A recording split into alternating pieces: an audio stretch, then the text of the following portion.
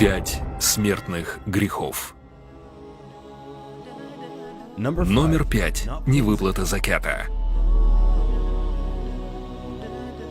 Закят — это милостыня бедным, является третьим столпом ислама и важным его учением.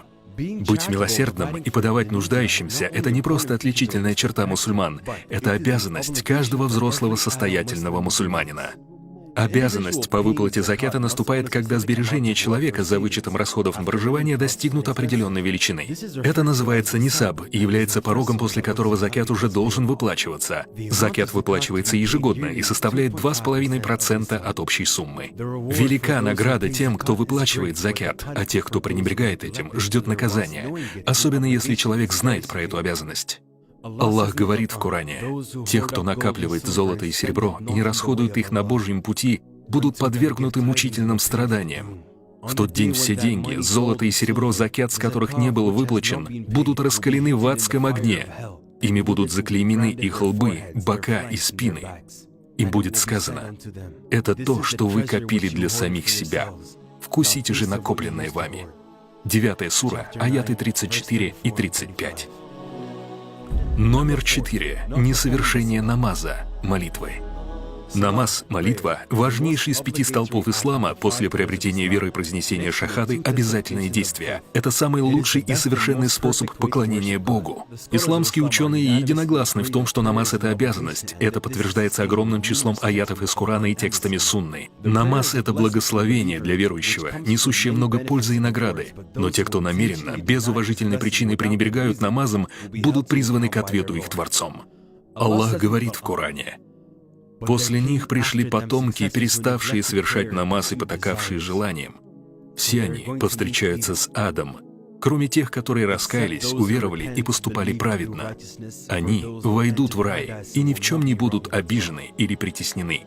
19 сура, аяты 59 и 60.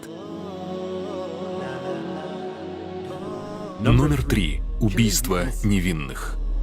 Убийство любой невинной души — это большой грех, который может привести совершившего его человека в ад.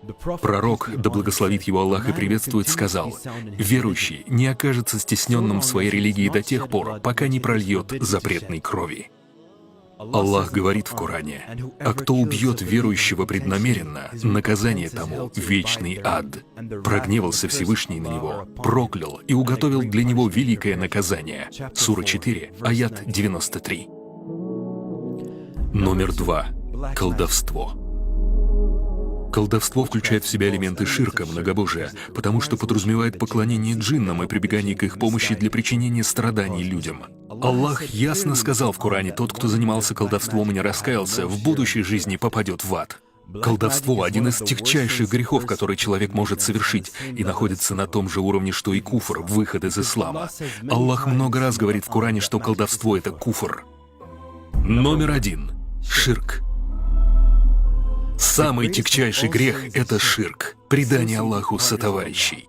Это ведет человека к вечным мукам, если он умирает в таком состоянии. Творец сказал в Коране: «Воистину, кто приобщает к Аллаху сотоварищей, для того вход в рай закрыт навечно, и ад ему станет прибежищем». 5 сура, 72 аят. В другом аяте Аллах говорит: «Внушено тебе, Мухаммад, откровением, как и тем пророкам и посланникам Божьим, кто был до тебя. И если вознесешь на уровень Творца что-либо иное помимо Него, тогда дела твои закончатся неудачей, и ты станешь одним из проигравших». 39 сура, 65 аят. Мы упомянули самые тяжелые смертные грехи, но помните, милость Аллаха выше Его гнева. Он может простить все грехи, если вы искренне раскаетесь и измените свой путь. Понравилось? Ставьте лайк и подписывайтесь на канал Мирадио. Впереди еще много интересных сюжетов, иншаллах.